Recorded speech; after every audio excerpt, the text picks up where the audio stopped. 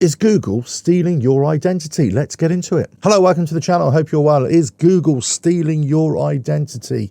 Is it stealing your data? So basically, how does Google work? How does YouTube work for this matter? Basically, what it's going to do is going to actively record data from your searches, whatever you type in a search box, whatever you're watching, whatever article that you read, and it's going to record that data. Now, you could argue, well, this is personal data. This is personal to me.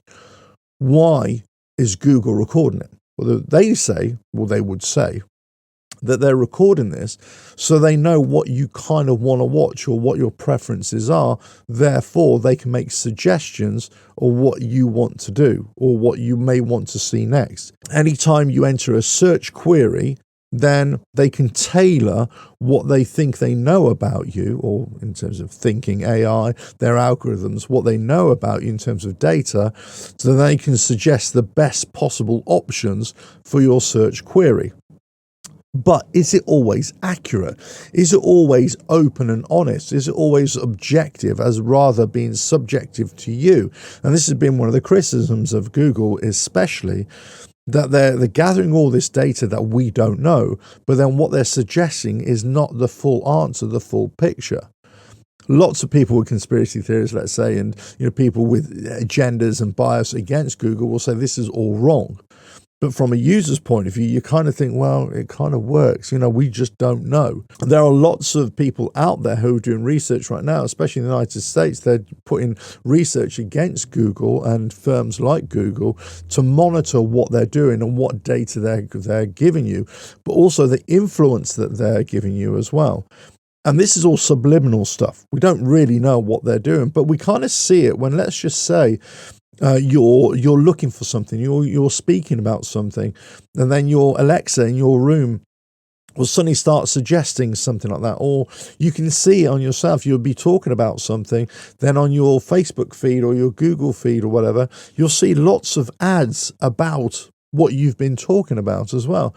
And you can test this out yourself. You can experiment with it, just saying a word repeatedly or talking about something on a repeated nature, and see what ads pop up, what happens. And this is all part of the mechanism. They're listening to you with your device, your phone device. They know what you're tapping into your search queries for your Google or any other search engine that they've kind of adopted and helped as well. Also, all of a sudden, they know about you. They know what you're doing. So if you don't want anybody to know anything, I don't know personally whether using a VPN would stop this. I'm not sure it would. But at the same time, if you really don't want Google to find out about your personal preferences, well, you've got to come off the internet, I'm afraid. You've got to come off Google. Just come off it. Now, there are some other ones other search engines that are not intrusive and they don't collect your data. But again, for how long? It could be that they either run out of business or that they will start adopting that as well. At some point, that they've got to be able to get data from you so they know a little bit about you, so that they can tailor their service to you. And that's what Google's been doing for years and years and years. They do this in every aspect. And the problem is, before it was really overt. They'll say, we're trying to help you do this. And YouTube as well, we're trying to help you do this. But what goes on in the background is that we just don't know. And there's so much stuff that's going on behind the scenes. And you think, wow, I wasn't asking for this. And I see this in my YouTube feed as well, YouTube announcements, let's say. I may have caught something once and maybe just watched 10 seconds, 15 seconds of it. Then all of a sudden you're bombarded with lots of similar kinds of videos. You think, well, I'm not really interested in it. But you keep on putting it through to me, and I'm just not really that interested. So then you don't watch it. And then the only way to stop that happening is to actively not even look at that, not even glimpse at it, and just search for something else. Keep on searching for something else. Let's say sports for whatever, and you won't get the social things or the gym thoughts or something like that. You won't get that anymore. So it's about teaching about you as a user, showing Google or showing YouTube that, look, we don't want this anymore. So you have to play them at their own game. But at the same time, it's kind of inevitable. This is going to happen. They're going to get your data. Now, interestingly, Google are coming under a lot of pressure from the European Union as well, and being fined for their use and their policies and the way they're gathering data as well. and how they can influence as well. And they've already started talking about, well, do Google and Facebook and other people like that, do they influence the way people vote? Do they people the way they think? You know, are we talking about echo chambers? Are we talking about, you know, how people form ideas and concepts if they're constantly bombarded by, you know, a bias towards this way or that way?